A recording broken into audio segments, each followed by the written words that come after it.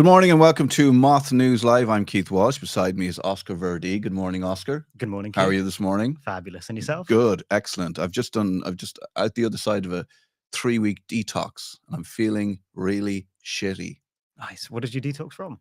Well, it's a gut cleanse thing. Oh, so I God. stopped eating stuff and I started drinking sludge. That's not good. You're telling me. It is Friday, November 7th. Are you on a sludge detox? We'd love to hear from you. Do get involved, as always. Coming up, a Kilkenny legend jailed for fraud. What the DJ Carey case tells us about how Ireland punishes financial crime. I mean, Oscar, you won't know this, but DJ Carey in Ireland was like the Messi of a game called hurling. It's only really played in Ireland. Mm-hmm. It's a game played 15 versus 15. Kind of looks like a cross between fighting and football. And lacrosse as well. And lacrosse. Yeah, excellent. Shinty. Have you come across Shinty? You were in Scotland for a while? No. But I've seen clips of the Irish one. I can't remember the name. So DJ Carey was the greatest hurler of all time. Was he a DJ as well? He wasn't actually a DJ, funnily enough. But he just, I don't know what happened to him in his life. He just became a massive fraudster.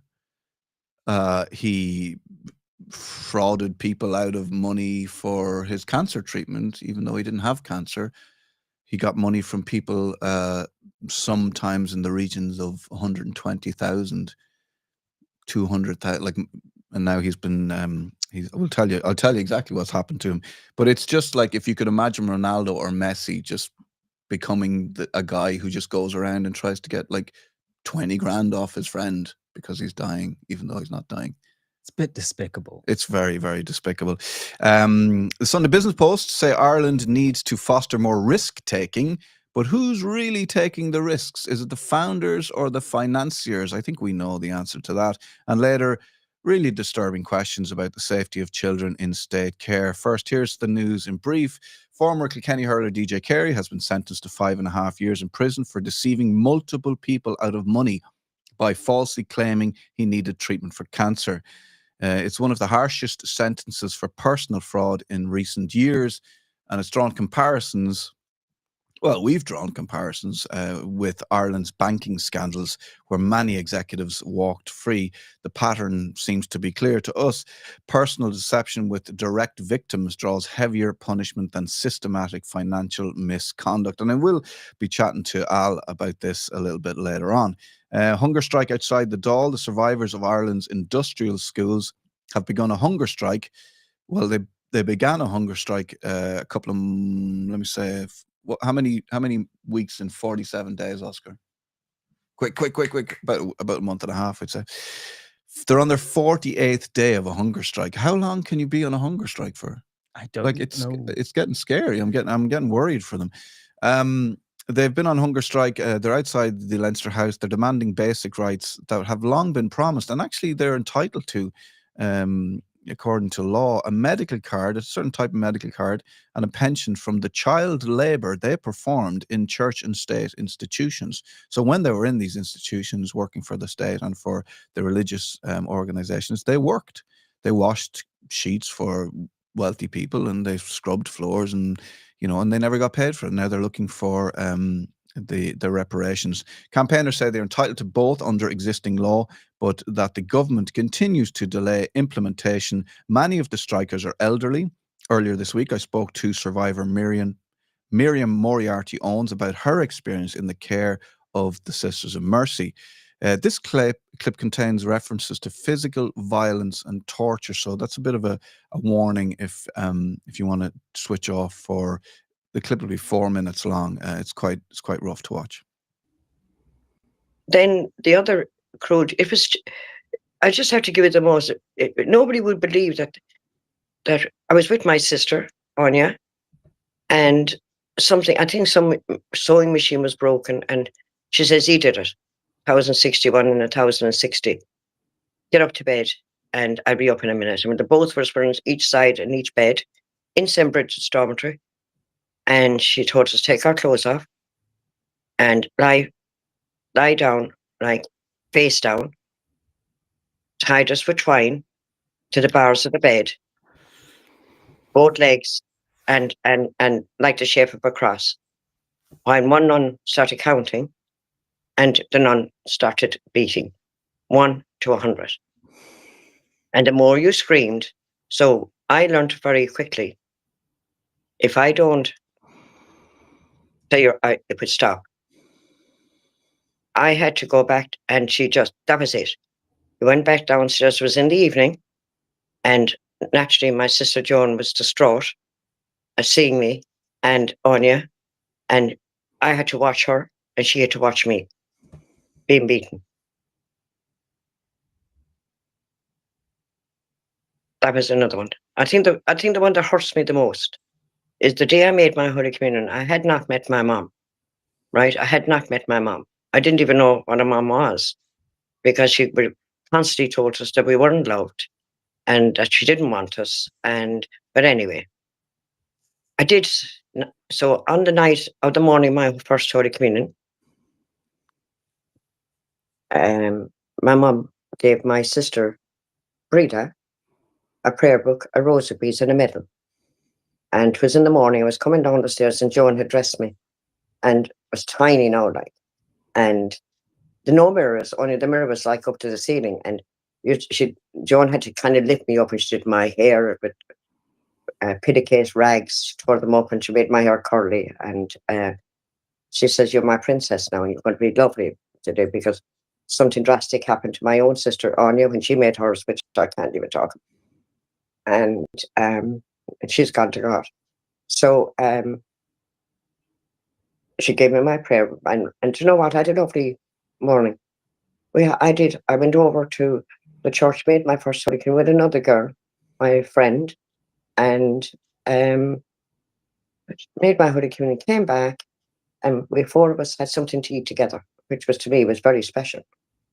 That was okay. I had a lovely day, but that just lasted for a day. And then a few weeks later, I said to one of the girls, "My hair is longer than yours," because my hair used to grow very fast. I didn't grow, but the hair grew. And she went down and told the nun, who was one of her pets, that I said that my hair was longer than hers. She came up, she called me down and to Our Lady's room, and she put a bowl on my head and she cut my hair. Then she says, "I want you to go upstairs, and I want you to bring down the medal and the rosaries and the prayer book." Now, my mom had signed this, "Have a lovely day. I love you. Miriam." She came down and she took them off me, and she burnt them. She burnt them. I said, why did you do that?" And if you answer back, I said, "They're the only things that I have that my mom gave me, just to prove that she did think of me, but she was sick."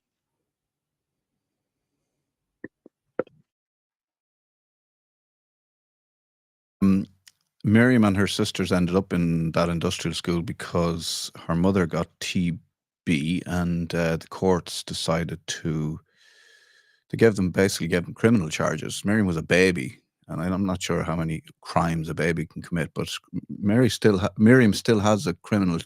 is still a criminal according to the Irish courts. She still can't figure out what the crime was, but basically, I presume the state needed the child labour at the time, so they just gave her a baby, got her locked up on trumped up charges, and she's still looking for justice. It's absolutely harrowing. The protest continues outside the Dáil today, and you can watch that video in full on our YouTube channel. Just go to it's MOTH _ I should know this stuff off by heart, shouldn't I? You'll see it there at the bottom there.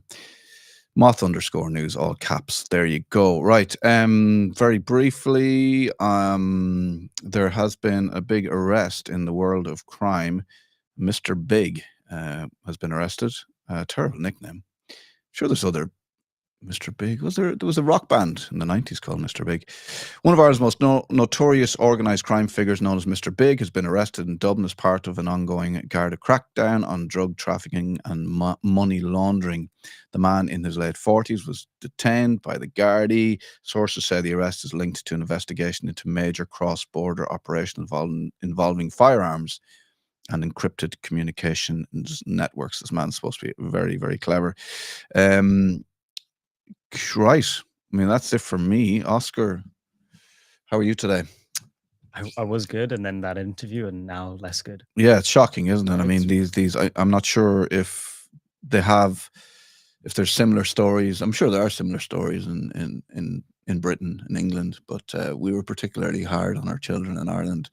There was the children's rights really only were brought in the 70s. You know, up until then, you could pretty much do whatever you wanted to them. But it was a very class thing, so it depends on which class you came from. If you were vulnerable, if your mother got TB and was in hospital, you might be taken away and put to work in the industrial schools for no money. These are the guys on hunger strike. If you're anywhere around the Dáil, go and shake their hands and give them your support.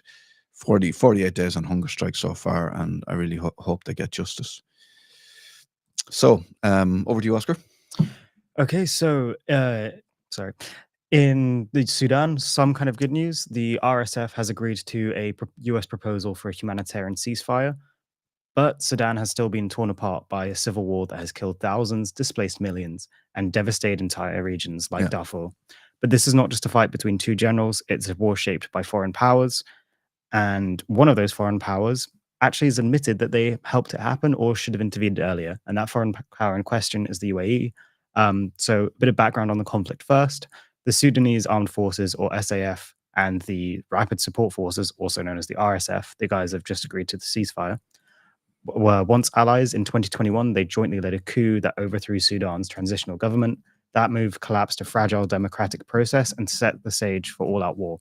This week, the UAE publicly acknowledged it was a mistake to not act sooner. According to The Guardian, Anwar Gargash, the UAE's senior diplomatic envoy, told a conference in Bahrain that the international community had failed to take a strong stance when the coup took place. He said the generals should have been sanctioned at this time and admitted that the world powers avoided calling it a coup altogether. But for many observers, that acknowledgement comes far too late. The RSF, which was evolved from the Janjaweed militias responsible for atrocities in Darfur during the early 2000s, has been accused of mass killings and war crimes in recent months. As Human Rights Watch reports, in El Fasher alone, there is evidence of widespread execution, sexual violence, and forced displacement. And the RSF has not acted alone. According to investigations by Le Monde Afrique, the UAE has been a key backer of the RSF, allegedly supplying weapons and logistical support through the neighboring Chad. Emirati aircraft were tracked landing at key airfields, and arms are believed to have reached RSF units via regional proxies. The UAE denies these allegations, but independent research by Center for International Policy also points to extensive material support. The RSF's funding has also come from Sudan's gold reserves. Reporting by Middle East Eye shows how the RSF controls significant gold mining operations, with gold flowing out of Sudan through networks linked to Gulf states and Russian firms. These profits are believed to be helping sustain conflict on the RSF side. And the RSF is the guys going in massacring individuals in hospitals. So they would be the guys responsible for killing everybody at a hospital a couple of weeks ago. Yeah, pretty much. Do you reckon? I mean, it's one thing that people don't talk about. I'll let you get back to it in a minute. Is like these guys are definitely going to be on drugs, right? Most likely, if you want to point to like historical similarities, when the Nazis were going around massacring people, they would often be prescribed various drugs to keep them going. They'll be taking crystal meth. Yes. Yeah. And also on top of that, what they the whole reason, well, one of the reasons for the creation of concentration camps in the beginning was that massacring children, like some quotes show them like Nazis throwing children up in the air and then shooting them with shotguns, breaks somebody's psyche, because we're not meant to do that as humans. Right. So to kill them, they had to put them in a chamber so no one could watch, and then they die, and then okay. But I think the thing is that when we look at these terrible atrocities, one man on another, we now historically we look back and go, oh, everybody was on drugs. So Hitler gave everybody crystal meth. Yeah, speed to keep them going. And made them do things that they wouldn't normally do. maybe get excited about things they wouldn't normally get excited about. Obviously, causing a lot of trauma down the line for everybody involved. You know, Yeah. I mean, Hitler. You know, the German. You got to feel sorry for the German army and all. Like the soldiers are the ones that are doing the killing. They're killing. You know, if you look at the Tutsis and the Hutus, a lot of the time it was neighbor killing neighbor. You know. It is neighbor killing labor, but I think I can guarantee you these people are on drugs, and I just don't. I think for me, it gives a different. I think about it differently when I realize, oh, these are like it's not just somebody being handed a gun and told go into that hospital and kill everybody. there's still a choice that the person handed the gun could say no. Absolutely, but you know Well, who pays your wages, and if you're addicted to drugs, who's your dealer? You know, the janitor or whatever, and he's giving you the drugs, and then do you know what I mean? It's just I think that if you when you factor in drugs, it just you can almost go, okay, it's not just a normal person not off their face on drugs doing this. Do you know what I mean? The other thing about this, why it's interesting, is Manchester City, the football club, obviously are closely linked to the UAE because the owner, Sheikh Mansour bin Zayed bin Sultan Al Nahyan, to give him his full name. He must be Irish. Very difficult to pronounce. Sheikh Mansour is what he's referred to. So he is the current vice president and deputy prime minister of the United Arab Emirates, and also the owner of Manchester City Football Club. So a lot of people are saying, you know, if you're a supporter of Manchester City Football Club, you should probably be calling on your owners to behave better. Yeah, and sanction violence as well. Maybe boycott the games. There's a lot that we can do. Does it seem like maybe the UAE didn't quite know? I mean, I'm laughing about this, but it almost makes it easier for me to understand that maybe they didn't quite know what they were getting into, and they're like, "Oh shit, I think this is really bad." I think maybe, but I think there's also historical precedent for this kind of foreign policy failure. If we look at the 1980s, the United States fund the Mujahideen in Afghanistan to counter Soviet Union. Like, okay, that's where they're fighting a foreign power. In this place, you've got two internal powers in a civil war. The Mujahideen, who's then turned into the Taliban, and turned on and went with Russia, sided with Russia, and turned on the US. Yeah, but I think we just there is this thing with foreign powers with large amounts of wealth that they think they can control smaller countries by choosing a side, and more often than not, that side that they choose is inherently violent. Okay, next story. Yeah. So, where are we? On see, I interrupted you and ruin your flow. Carry on. On Halloween night, a fire broke out inside an iPass center on Georgia Street in Drogheda. 28 people were inside at the time, including children, parents, and babies, living in state-provided accommodation while seeking protection in Ireland. So I'm just going to play a clip first.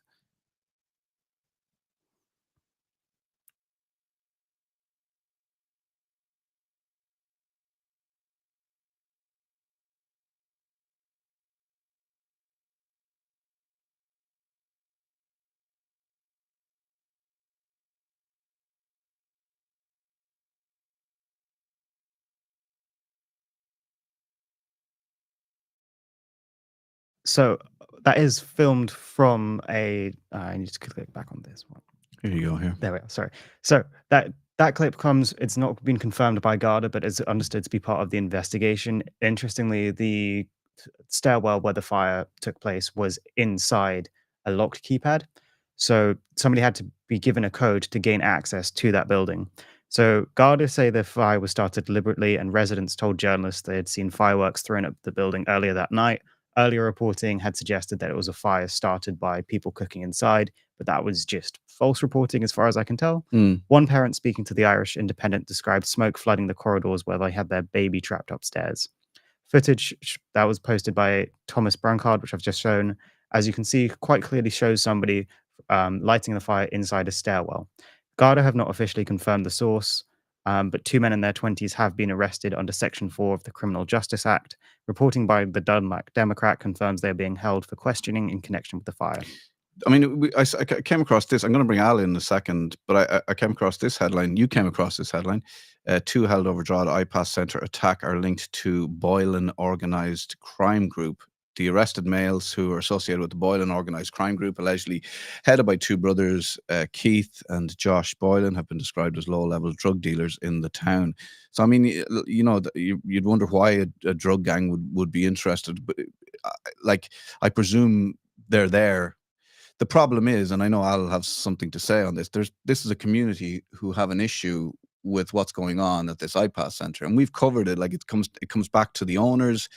Do you think Ireland's current startup it ecosystem comes back to the owners? It comes back to how it's been run. It comes back to how the women and children inside are being treated themselves. These people who are seeking asylum, and it's messy, and the government just aren't helping in any way. And you've got a community who are protesting, and then you've got people like these, dangerous, possibly criminals, trying to burn the place down, which is not what most of the protesters want to do. But the government won't engage with them. They won't have a conversation with them. So they're sort of left with no choice other than to protest. And then you're going to get this rogue element trying to burn the place down, which is this is not what people want. They want to protest. They want to get answers, and they want to do it by peaceful means. Al, how are you?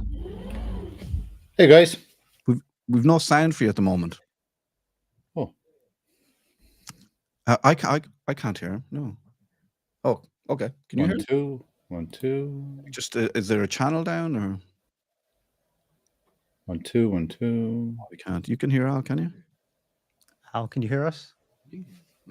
No, it's just we can't hear him. No. We don't know why we can't. We're not getting the feed here. I don't think he's speaking yet. 1 2 1 2. There. No, I got nothing. 1 2 1 2. Hey guys. We've silenced him. We've silenced you on purpose, Al. We don't want to hear what you have to say about this. We don't want people coming on here. Can you hear me? Is there a fader there, or we're having some technical difficulties? We'll come back to you in a sec, Al. What's the next story? So the next story is some kind of good news. Zoran Mamdani is now mayor-elect of New York City, a win being celebrated by the American left and criticized heavily by Republicans, including Donald Trump. But what do New Yorkers actually have to say? So I spoke with a guy called Robert Sussman, a 68-year-old lifelong Manhattan resident, to try and get a feel for what this moment feels like on the ground. My name is Bob Sussman. I am 68 years old and live in New York City. I've lived in Manhattan for 55 years now, and before that in one of the suburbs outside of New York City. What does the mood feel to you among New Yorkers following Mamdani's victory? Does it feel like a wider political shift? Yeah, it really does, but there is more than I've seen in the past, a real wide spectrum of people very excited, people very disappointed, people kind of in the middle. Well, I didn't really vote for Mamdani, but let's see what happens. And I'm kind of in that third middle category. Governor Abbott from Texas has proposed taxing or fining New Yorkers who move to Texas, quoting 100% tariffs for them. Do you think that reaction to the proposal is appropriate? And what kind of message do you feel like it sends to a wider American audience? Yeah, no one knows what that means. What does that mean? 100% tariffs on New Yorkers who move to Texas? Do you have to show your last electrical bill to somebody when you move in? And how is that going to work? So nobody really understands how that's going to work. Even if it was something that Abbott could do, it seems like the rest of the Republican Party, everything that they do, it seems that they are petty and it's the word I'm looking for. Everything's about retribution and about getting even, and it's just incredibly annoying. The bottom line is nobody from New York City wants to move to Texas. So good luck. Can you just tell me what it makes you feel as a New Yorker, seeing where you have Trump calling Mamdani's win a sign that radical socialists are taking over our cities? Do you feel like that's the case, being somebody that lives in New York? I don't. I think that if he wants to blame somebody, he should blame himself. I'm referring to Trump. It is all of the vitriol and just antagonism against blue states that he has created that, in my opinion, is one of the major reasons for basically this wide reversal, not just in New York City, but in New Jersey and in Virginia as well, and Pennsylvania. So I think that he should, he's living in a glass house, and he shouldn't throw stones. And pretty soon it'll be a much bigger glass house with big glass windows on his beautiful ballroom. If you've got any criticisms of Madami going into this, like, how do you feel personally about him now being mayor-elect? And what do you think of his policies surrounding rent freezes, free buses, and city-run grocery stores? Do you think that's doable? I don't think that's doable at all. And I think it's empty promises. So I think that that's one of the reasons why I did not vote for him. The other reason was, it's always, being mayor of New York City is often described as being the second most difficult job in America, the first being president of the United States. And, he can be a brilliant guy, but he's 34 years old. He just doesn't have the life experiences that that a person running for mayor should have. That's why I held my nose and voted for Andrew Cuomo.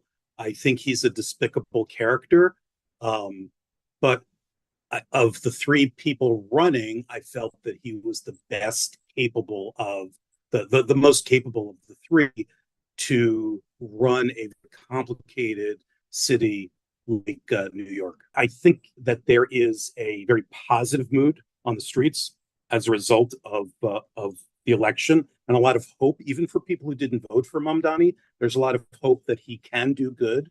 But my first thought was Trump's going to eat him alive. But we've all got our fingers crossed and hoping for a positive 4 years, starting January 1st. There you go. Very level-headed man. He didn't actually vote for him because he didn't think it was possible, and he voted for somebody who he thought would actually do the job well, which I think is a very good interview. Thank you. Good interview. I like that. Good balanced interview. Well, a couple of things for you, Al. Now that we can hear you, you're 1, 2. Yeah, we got a couple of things. 1 and 2. 1, 2. The gremlin muted me again, huh? Well, they just don't want you talking. It's the system. A couple of things, because you spent a lot of time in America. We might ask you about New York, and also just go back to the iPass Center situation. So, I mean, there's a massive gray area with this. I mean, look, nobody should be burning a building down with anybody inside it. End of. Criminals, any criminal, no matter where they come from, if they come from Drogheda, if they've moved here recently, should feel the full force of the courts and the law. There is a feeling, though, that maybe there's a bit of a state cover-up, and maybe the state are happy. There's possibly stories about trafficking going on. The state are happy not to maybe publish or talk about crimes that are going on. That are being committed by people who are here looking for asylum or otherwise, people who've recently moved here. So this seems to be there's massive conflict being caused, and you've spoken about it before, because what I think the establishment are doing is they're pitting two people, the two sides of an argument against each other, and we're not focusing on the government. I'd love to hear what you have to say about this. Yeah, I think it's very important to frame this correctly, which is, I do not condone any act of violence towards anybody. It's a load of bullshit. And the guys that did that are wankers, right? And that's it. And they're not representing anybody but trying to create fucking anarchy and hurt people. And that's it. And I've said that from the start. I said there should be no political view should infringe on anybody's safety. And that's it. End of story. And I think we've lost the plot in terms of, there's no in the middle anymore. It's kind of you're one side or the other side, and that gives you an entitlement to hurt somebody. So it's just unacceptable, right? And it's making everybody feel unsafe in Ireland, which was never the case. The other part that I have to make, Keith, is that in all of the legacy media coverage in MSM, right, they seem to be kind of zoning in on the kind of, you're either on one side or the other side in terms of asylum seekers and IPAS centers. But like in reality, Ireland has generally always been very open to helping people, regardless of any background, any situation. We were always known as a nation that would help. Okay. So this isn't the new phenomenon where there's people coming into the country seeking asylum or, escaping from some kind of, some environment that is unsafe. There's This a is lot of not tales. new, I'll tell right? people there's a lot of tales if you look back in the history books in Belfast of Irish people, Protestant and Catholics, coming together to help slaves escape from ships when they docked in Belfast. So I mean, there is no. I don't really think there's a history of a racial element here in this country. Correct. And it's been created now, which is the problem. And that is the problem. And then the contra to that argument is you do have people that are abusing it. They're abusing the process by, they're infiltrating, they're coming in on the back of a process that's being created to help people in need.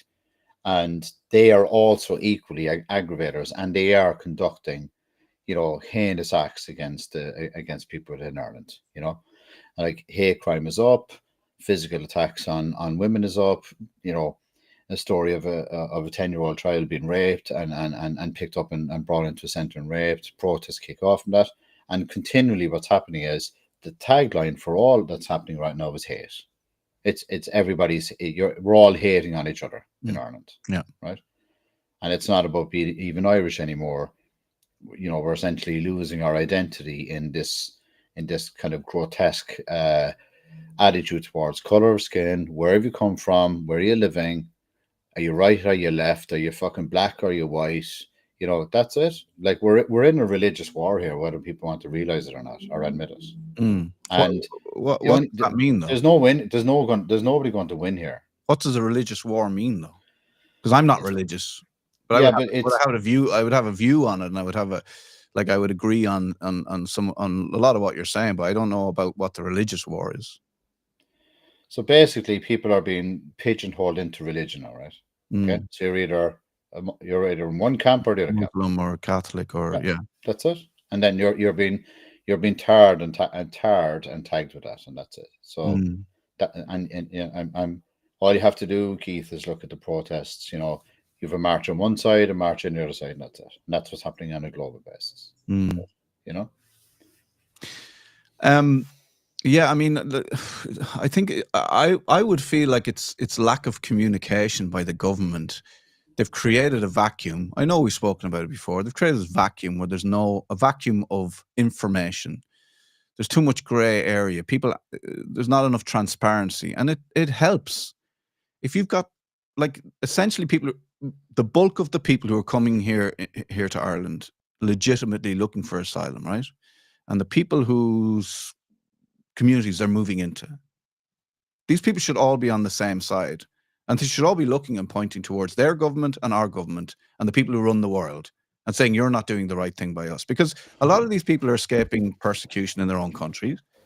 A lot of that comes from imperialism, colonialism. So they're trying to find somewhere safe. If we take the majority of them looking for legitimate asylum, the working class people and the people from lower socioeconomic areas in Ireland aren't getting fair treatment. They're not being given the resources they need. They're not being given the education they need. They're not being given they're finding it very difficult to survive, and they're being pitted against each other, whereas they should, in my view, be joining forces and asking for better.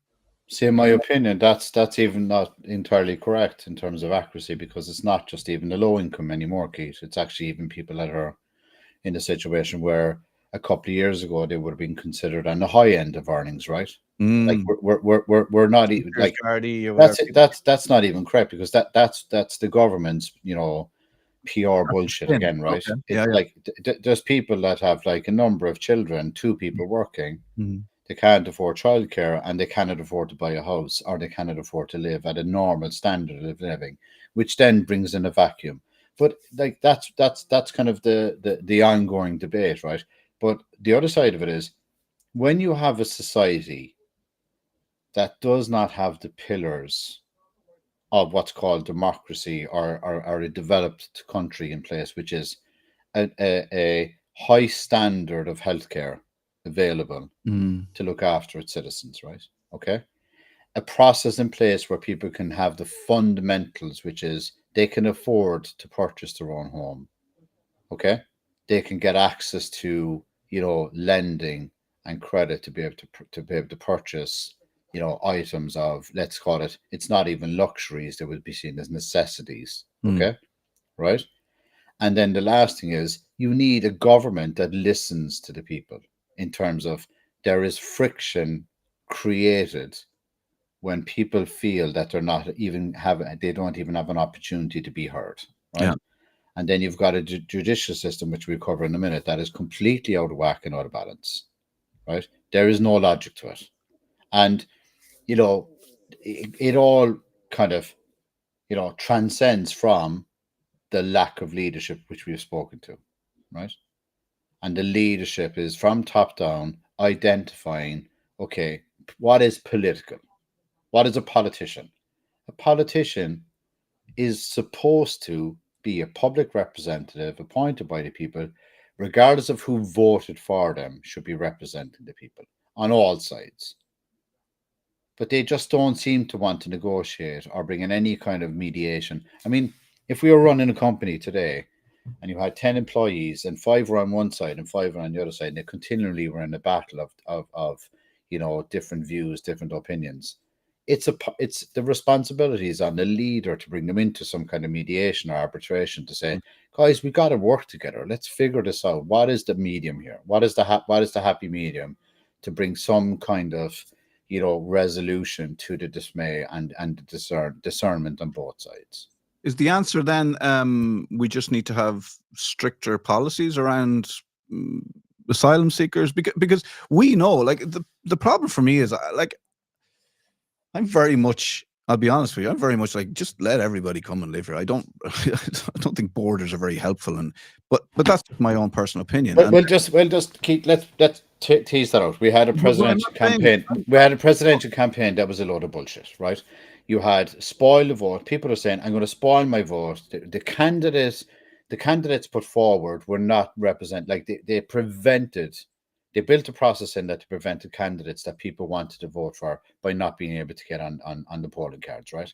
That's a democracy breach. It's in the Constitution. Right? It's in the Constitution. Right? It's built into the Constitution. We need a constitutional change, which some politicians have tried to change over the years, and it just hasn't been changed. But the Constitution. I mean, but you can articulate that if you send out a memo. But it is democratic. I'm just saying it is democratic because it's in our Constitution. But it could change. I agree. I'm not disagreeing with you. Yeah, but democratic isn't reaching out to all of the councillors in the country and saying do not allow that person to get on the polls. That's not democracy, Keith. No. That's manipulating the process, right? Let's be very fair. And it's like, you don't allow them get on the polling card. That's it. So that's an abuse of a constitutional right. You can articulate it in any other way, right? I also heard of a journalist who got like 100 texts from a Fine Gael politician in one morning about a certain candidate, like, bombarding journalists. Ivan Yates talking about like how they should, like, take somebody down. I don't care if you support or don't support Catherine or whatever. Like, all these dirty tactics going on, and that's one individual who's conflicted because he was advising one of the candidates. You can't deal on an isolated incident, but what you can speak to, if we're being balanced here, is a demonstrative amount of people for a record amount of people spoiled their votes, right? Okay. And that's a fact. That's not hypothetical. That is a fact. But right? What you've ended up with is 2 votes against the current government. So Catherine Connolly and the spoiled vote, they're both voting against the current regime. That's hypothetical, because you could argue the point that that's also their candidate, and we're getting into dodgy territory here, right? But if you tease about what you just mentioned about the economic migrants, that the people that are moving into Ireland for economic reasons, right? And I think what we need to look at is the statistics. The data never lies. How many of the applications of the people that are actually in the country today are successful? There's close to 80% of the applications that are submitted for asylum are failed. They fail the test. Okay. they're here more than a number of years before that occurs. That's a fact, right? So if you're to come at it from balance, that provides and speaks to a point where there is something wrong in the process, right? 100%. The second point is Ireland cannot afford this, right? We cannot afford to have an imbalance where there is more citizens in the country that, and by the way, I'm a fan of people coming to country for reasons that are genuine. Okay, I would just want to say that categorically. Right? I think we all are. I'm a big advocate of that. And I'm a big advocate to allow them to fucking work and earn a living, because we shouldn't be treating them like lesser citizens where, you know, they come to country and they can't even earn a living, because then what you're doing is you're enticing people to come in that don't want to work. Yeah. So they're manipulating the process. Yes. So I think that's counterintuitive, right? Okay. And if you look at some of the other countries, Poland, Malta, I know Malta have done it as well, where if somebody comes in, if they get through the process quickly, they can work while their application is pending. Like, that's fantastic. I mean, that's treating people like human beings, right? They have a right to earn a living and have a standard of living. And that will only benefit the economy, because they're adding to the economy, because they're earning money, they're spending money. They're not sitting, you know, in the center caged up where they can't go, they can't earn money. They're being paid money to sit there. They have too much time in their hands, and then that just leads into. And are they already traumatized from whatever they're coming away from? Exactly. Well, but in whose interest is it in not sorting out this problem? That's the question, because we've spoken before about the people who run the IPAS Centre and the amount of money that the government are spending. You know, started off in tens of thousands. You're now has run into the millions that we're giving to people who run the IPAS Centre. So is it in certain people's interest to keep these laws and application processes all loose and groovy? But Keith, let's just, if we just pick apart, because, you know, I've spoken a lot about this in terms of, okay, there's an injury of a child. I know there was a fire started. That's equally as bad. Child was raped. The person that committed that crime had previous convictions and was to self-deport, right? So if you take that as a data point, and then, you know, okay, maybe some people are kind of desensitized at this stage. But a 10-year-old child, a young girl being raped in Ireland, where that poor child's innocence was taken from her, and rape is a heinous crime in itself. And I'm going to speak to some of the convictions that Judge Nolan has given out in balance to what happened to DJ Carey, right? Where, you know, Waterford Whispers was saying that his legal counsel said, I hope he gets sentenced as if he was going to ask to be sentenced as a sex offender, because he'd get right? And I've got some statistics on Judge Nolan that I can speak to, right, clinically, in terms of, you know, how imbalanced it is, right? And, you know, to me, that's the pinnacle. Leave the women and fucking children alone. That's it. When you rape a child, that's it. That should be treated as, you know, the most severe breach. If you're into country that's embraced you and brought you into the country and supported you, and then you go committing an act like that, and then you have to self-deport, and is there something like 16 convictions previous to that, and then ends up with a light heart sentence, right? Yeah. That like, there's only one way that's going to go, guys. That's going to spark huge disdain and hate, and that's what I meant earlier about the religious war, because then that's put up as that's exploded as it's becoming a religious issue, becoming Catholic against Muslim, yeah. I mean, like I'd find it very hard to disagree with you, and I don't disagree with you, but it's for me, I'm just like, well, like, in whose interest? So let's move on. Sorry, Oscar, we have you sitting there, but do you want to chime in? So, like, if you don't disagree with us, by the way, I'm just going to throw in a history perspective. You're too new. Whenever you've got a government that is not doing what the people want it to do, whether it's how you're describing it, where it's potentially not democratic, the easiest thing to do is just to create a common enemy for everybody to hate. At the moment, it would seem that, like, that common enemy may or may not be immigrants, and then I'm not like, on both sides, like, there is, like, any crimes against women and children are absolutely heinous and should be punished to the full extent of the law. Yeah. However, any part that applies to this immigrants, any, like, people who are having their houses burned down, those perpetrators should also be punished to the full extent of the law. However, is there a smokescreen? Is there stuff going on behind the background? Is there stuff people don't want us focusing on, etc., etc.? Yeah, and that's what creates. That's what creates. Oscar, I have to jump in on that, because I just want to make sure we're balanced on this, right? When you're saying on both sides, What do you mean both sides? Like, give me an example of any of the people that are in care at the moment where it's been reported that one of them has been picked up, collected, and raped by somebody within. Do you get me? Like, it's not happening on both sides. Like, in balance, there is an evident increase in what's called racial attacks, Mm. and it is the genesis of that is coming from people that are in the country from a different culture. And if you wanted a dedicated show on this, I can even bring people on that will categorically report upon the amount of unreported attacks that they're encountering as people in the country. Where I've had one incident where this lady has categorically told me every night they go out,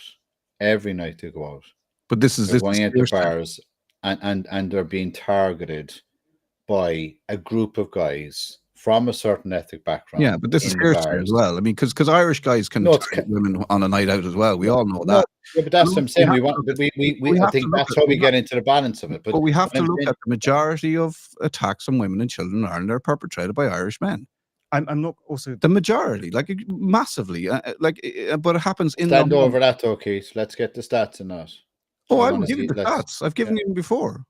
Yeah, but But it happens in the home. Like, we are not, these men are not protesting against what's happening to women.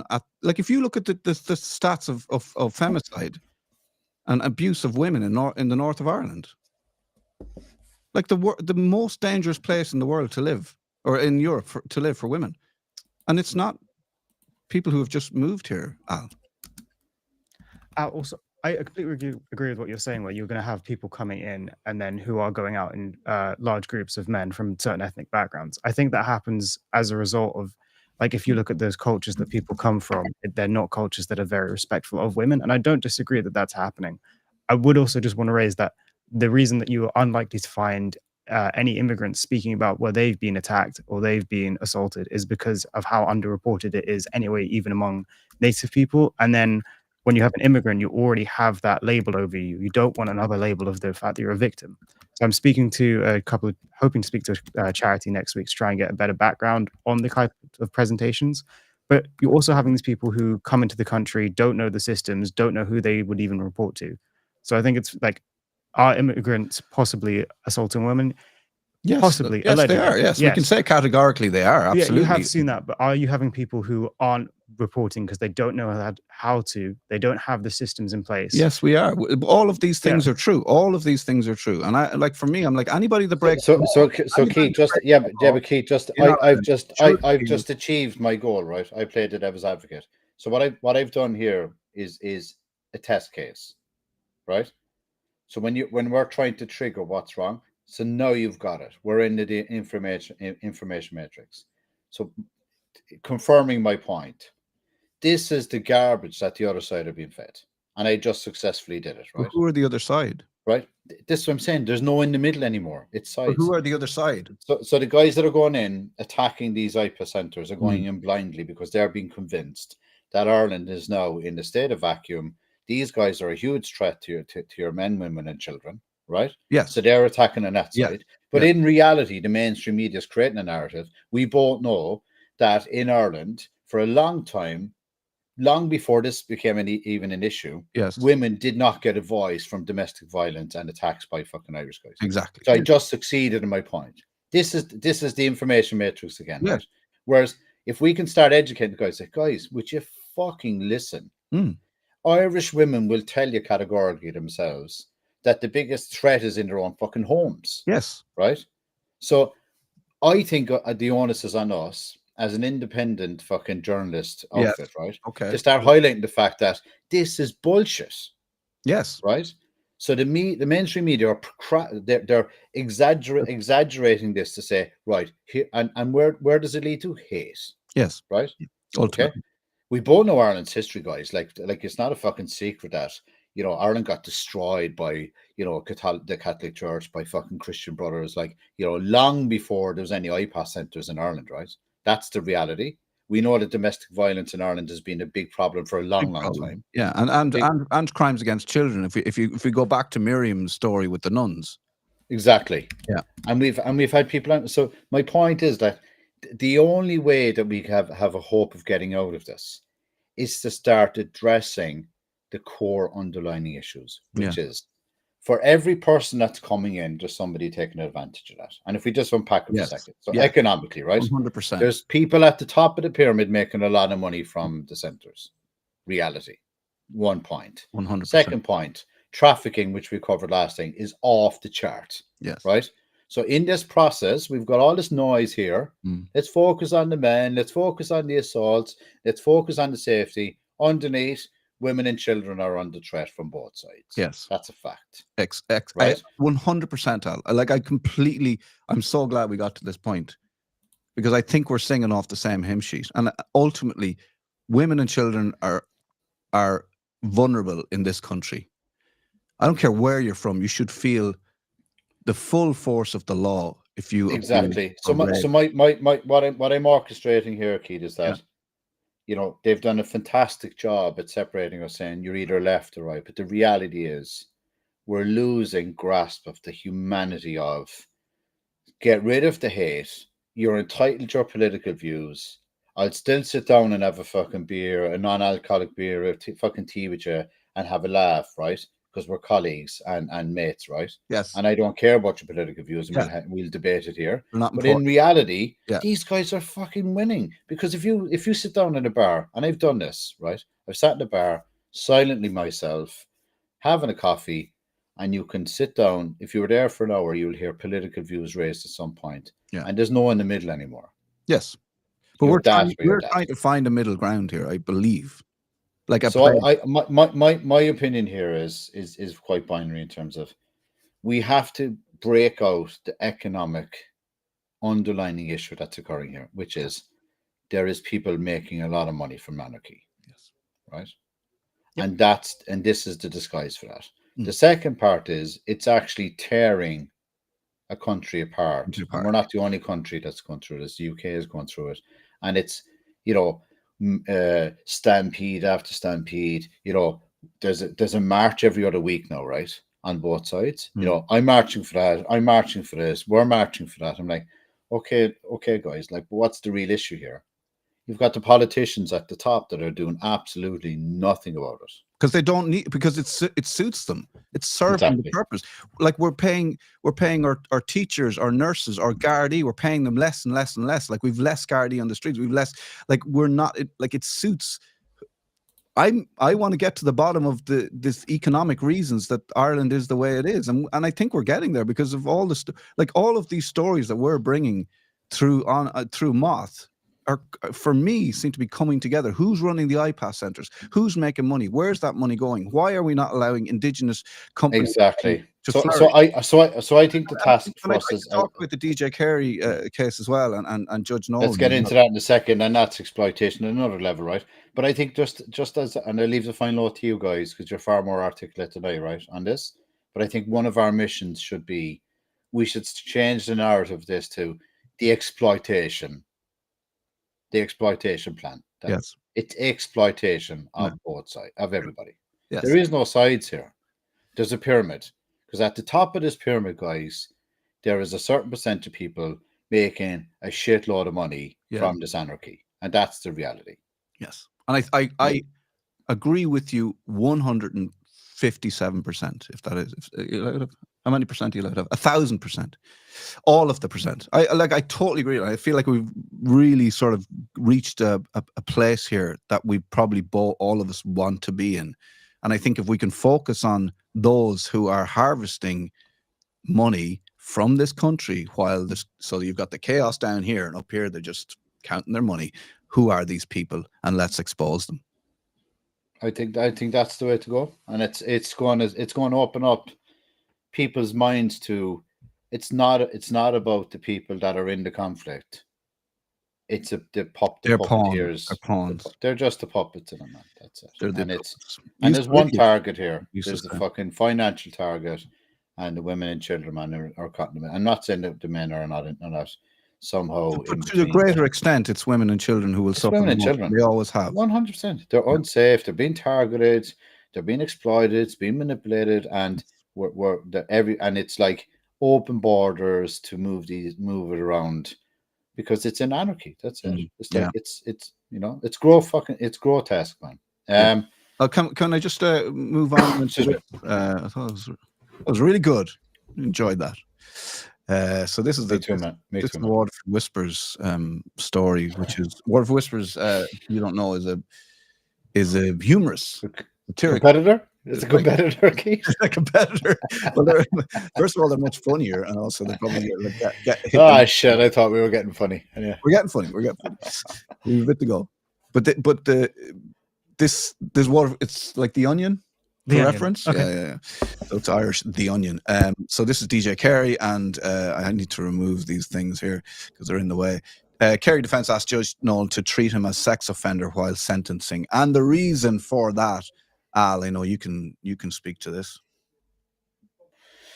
I'll give you examples here, and I'll defer to my.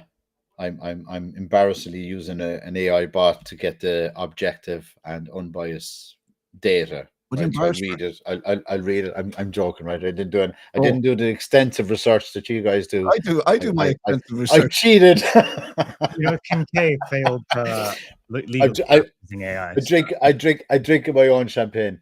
So Judge Nolan has attracted particular controversy for perceived leniency in cases involving child abuse and material, and there has been even as far as a petition to remove him. Okay, so this is factual. Okay, so a man found with 3,910 images and 376 movie files of child sex abuse received a 3-year sentence, suspended in full, with Judge Nolan noting very good mitigation.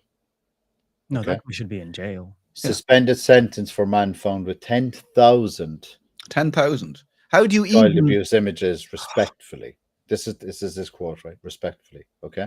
Right. 10,000. Right.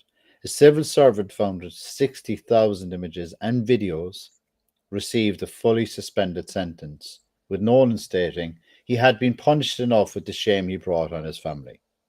That's not how. Okay. A music teacher named Peter Jennings. I'm not sure, and also I'm not sure why they didn't name the civil servant, right? Okay, I couldn't find a name. Music teacher Peter Jennings received a fully suspended sentence after being charged with 1,300 unique child abuse images and 11 live videos. Okay. Judge Nolan imposed a 4-year suspended sentence on Graham Griffiths for sexually assaulting a 17-year-old girl on condition he pay $15,000 to his victim within a year, which was described as appalling by the Children at Risk in Ireland agency. The agency noted this is the second time in recent months that an Irish judge has put a price on a sexual crime. Nolan also gave a man who was sexually assaulted an 18-year-old a 4-year suspended sentence on condition that he paid $15,000 a victim. So he's done it twice, right? Okay, guys, that's a rap sheet. I can tell you now. I put this into AI to drill down into it, right? There is the length of my two screens of other cases here. Okay, right? There's another one of his approach. So he defended it, right, by indicating his rationale for non-custodial sentences is in the absence of aggravating factors on previous victims. Was his theory for not giving for custodial sentences, that he didn't see that as aggravated enough. Right. And yet we have DJ Carey, who none of us are here to defend. We're not saying that DJ Carey shouldn't go away for 5 years, but we're just saying the irony, not the irony. Keith, can I give you one more, because this was a very public case, right? We're not on contrast. This is a reference. On contrast, Nolan has been documented for handing, right, a 6-year term to food importer Paul Begley for not paying income tax on garlic. Oh no! Right. Let's put this in context now, right? Yeah. He fucked, and by the way, this guy was able to prove that he fucked it up, right? That this wasn't intentional. Okay, he came clean and said, "Fuck, they miscalculated." Yeah. So he gets a 6-year sentence for 1.6 million on tax because he didn't pay his tax, and he said it's his public duty to sentence a guy who didn't pay his tax. Is Nolan a vampire? Like, okay, so We don't think he's a vampire. Is he? Is Judge Nolan a vampire? Does he hate? Was there any cases of that?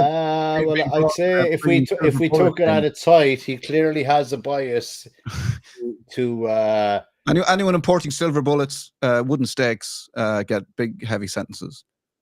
So what message is he sending? Let's be very clinical about this. Well, but in his opinion, Carey, because he fucked up a billionaire, Dennis Money. O'Brien, categorically of 300,000, he gets fucking sentenced, custodial sentence. A guy that fucked up tax on garlic gets a sentence, and guys that are abusing kids, with women and live children, videos, yeah. and women and children get to spend. So what's the message? Correct. I'll let you guys comment on that. No, we don't even have to. I don't think we even have to. I mean, I think any of the viewers can just, it's clear. It's very clear, and that's Ireland. I would like you guys to admit though that you see it as an issue here with his leniency. I mean, I don't even think that's. I think there was a miscommunication in that we're like, there's a huge problem with protecting women and children in this country, but like, let's look at it on the whole, which I think we're all in agreement. Like I don't care where you're coming from. I don't care how long you live here.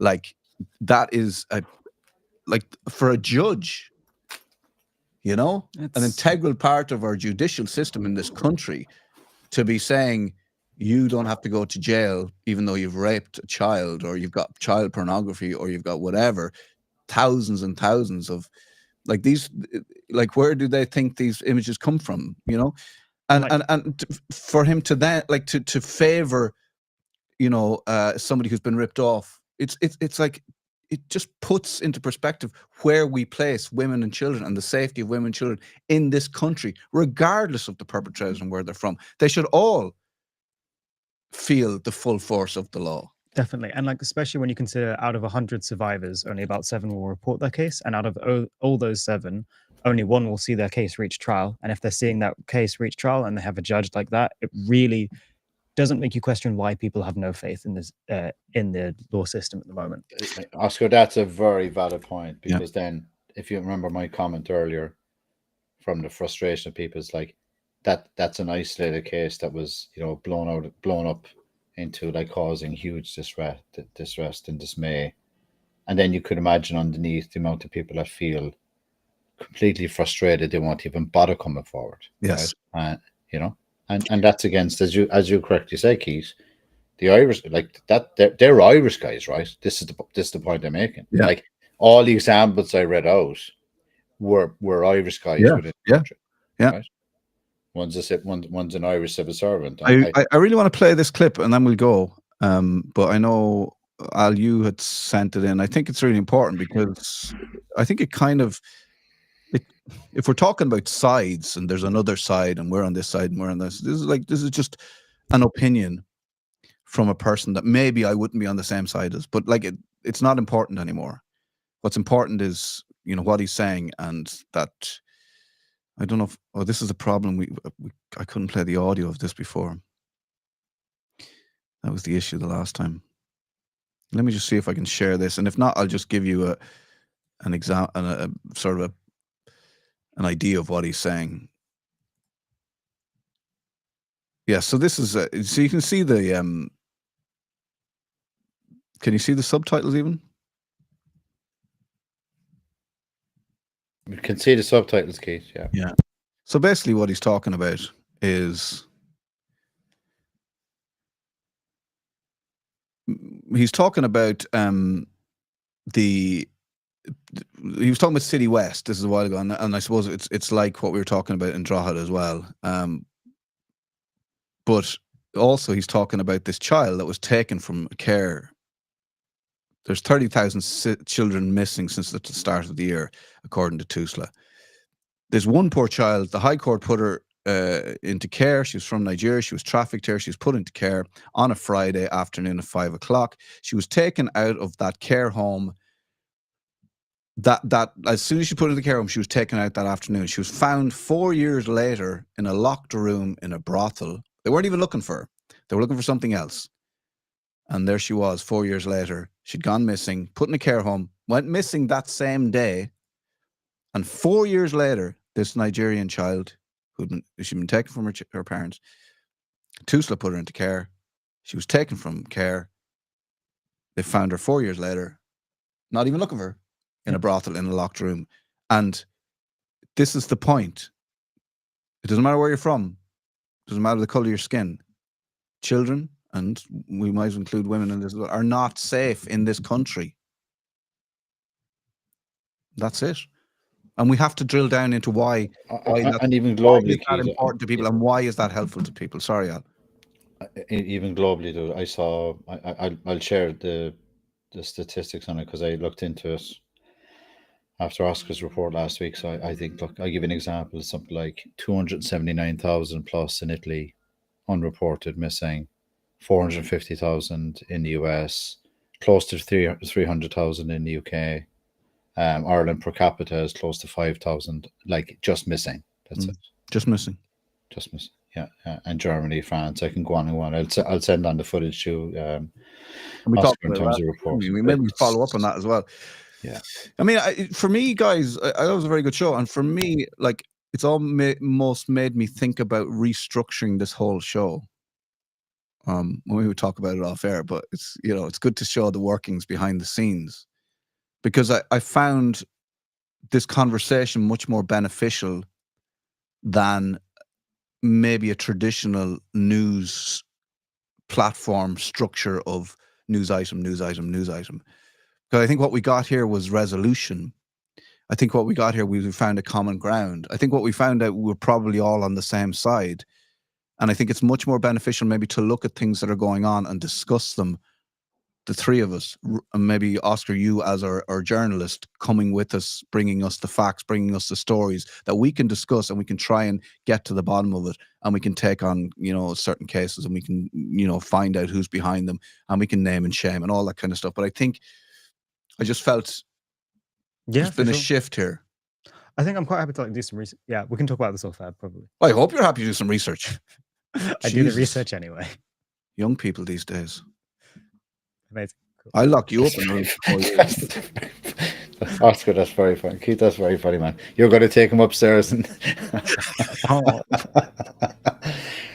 Keith, I agree. Actually, it's transcending. It's kind of a waterfall moment for us in terms of we've come to the line in the sand. I think I think there's an opportunity where we can start speaking to people who are just getting blinded by hate, right? It's like, you know, and nothing good comes of that. No. Right? At all. And it's distracting from the point of there's people are economically benefiting from exploitation and hate. Yeah. That's the reality. You know, it's kind of like, you know, what I described it actually recently, and maybe this is an anecdotal story as a father, right?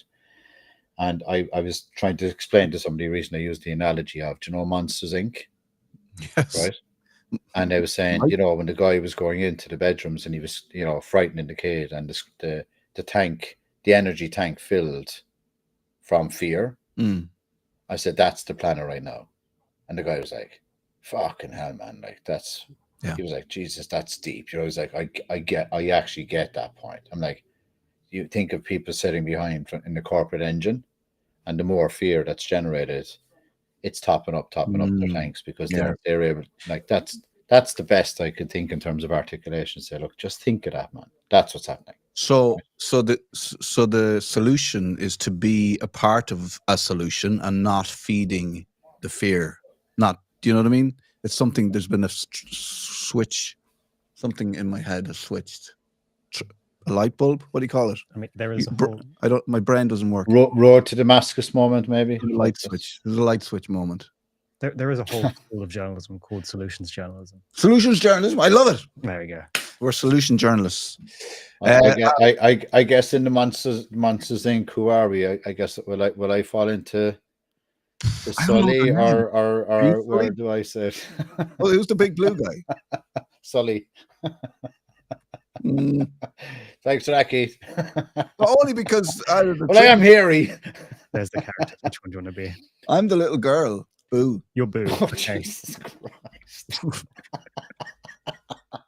I thought you were going to pick the guy who what's the guy doing one eye? Is that you, Oscar?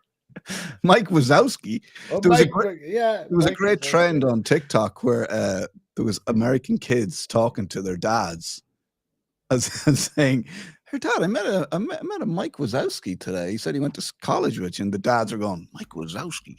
Mike Wazowski? Oh my God, Mike Wazowski!" There's a black, like, didn't have a clue who they were talking about, but like, dads, Irish dads, American dads, they're all the same. Had to pretend they knew Mike Wazowski. It was only revealed later it was the guy from Monsters Inc. Very funny. Who are you going to be then, Oscar? Roz, yeah, I got it. Yeah, sure. the big green lady with the horn rimmed glasses. Nah. I click Oski. Get over here. Like a decade. If only it was Halloween, we could have actually got the costumes. Actually, Oscar, on a lighter note, how did you get out your Halo costume? Was it? It was great. I just couldn't see anything. Yeah. Like so blind, but good night out, I think. Brilliant. I was Darth Vader in the end. It's a lesson there. If you never wear a costume where you can't see out of. Yeah, I just couldn't see what's going on. It was great fun. I lost my beard somewhere in there as well. Your actual beard? Yeah. Oh yeah, you got cleaned up. Yeah. We were going to do Movember. I thought he was looking a lot more professional. Anyway. So you can be Randall Boggs. I would prefer to be the Abominable Snowman. Okay, you're Abominable. He's not main character though. And? We want you to be a movie. We're 3 main characters here, dude. Come on. Okay. Come on, man. You're researching. Seriously. Right. We'll have a pop quiz next week. Mothsters Inc. Boom. Mic drop. And on that bombshell. Rebrand. Contact the social. All right, stuck to the stand. Right, dudes. Thanks, Al. Have a good day. We'll chat. Thank you so much. That was spectacular. All right. Very useful conversation. Really appreciate it. Take it easy, man. Good luck. Bye. You see, sometimes you just gotta trash it out. I think that was really helpful. Oscar, how are you feeling? I'm feeling fine. Yes. Yourself? I felt like I was worried for you because I thought you might be sitting there going, "Oh, mommy and daddy, stop fighting." No. Dude, you should have seen my house growing up. This is nothing. Mommy and daddy, stop trying to come to a resolution. As long as you're not throwing toasters at each other, it's fine. I'm bringing a toaster next week for sure. Enjoy the rest of your day. Remember, you can watch that our Hunger Striker. They're 48 days, be 49 days tomorrow on Hunger Strike, trying to get the things that we as a country owe them, a medical card and a pension for the work they did for the state. So they're outside the Dáil. If you're in the area, go and shake their hands and tweet about it, talk about it, tell your friends about it. These people need to get justice. And if you want to watch the full interview with Miriam Moriarty Owens, who was in industrial school with the Sisters of Mercy, who were the Sisters of absolute no mercy, Sisters of Evil, the way she was treated. You can watch that on our MOTH News YouTube channel, which is all caps, MOTH_news. Anything you want to remind people of? Or is that it? You done? No, check out our articles as well. I write them, please. Articles on the website? Yeah, articles are on our website. MOTHnews.com. Yeah. He writes them. I write them. By the way, you mentioned he writes them. Yeah. He didn't write one. He couldn't write one last time because he had his helmet on. No. He couldn't see. Did you still write one? Yeah, about Halloween. Right, good luck. Enjoy the rest of your weekend and tell your friends that this is the greatest thing you've ever seen, that they should also watch. Right, good luck.